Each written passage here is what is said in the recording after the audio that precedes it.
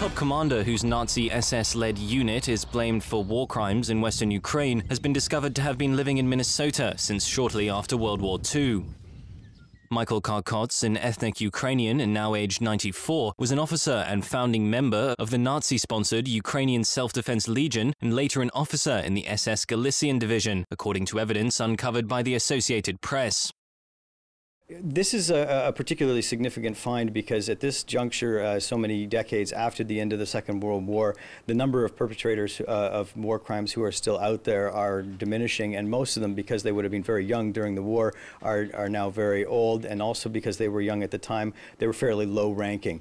Karkots has been linked to a 1943 massacre in western Ukraine in which 21 people died, many of them women and children. Villagers today blame the attack generically on the Nazis, something that experts say is not unusual in Ukraine because of the exalted status former Ukrainian nationalist troops enjoy.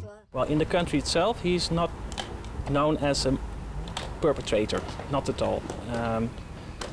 Perhaps he is in some circles, but they don't really write about it. There's no real debate about the matter.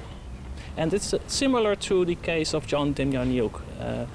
Certainly the Ukrainian state has no interest in asking for him to be extradited. It would raise problems, and secondly, they're simply not very interested in the past, the current government.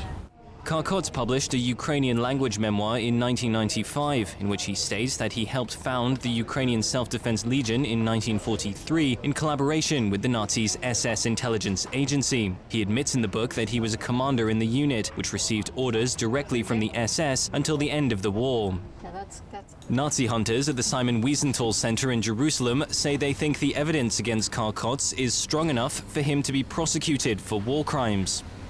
This sends a very powerful message that even today we're looking for these people. In other words, if you commit crimes as terrible as the crimes of the Holocaust, even many years later, there'll still be an effort to find you and hold you accountable. And this is particularly important also in Eastern Europe, where in many countries they're trying to rewrite the history of the Holocaust and World War II, and to try and claim or try and minimize the role played by local Nazi collaborators. And in this case, we're talking about a local Nazi collaborator.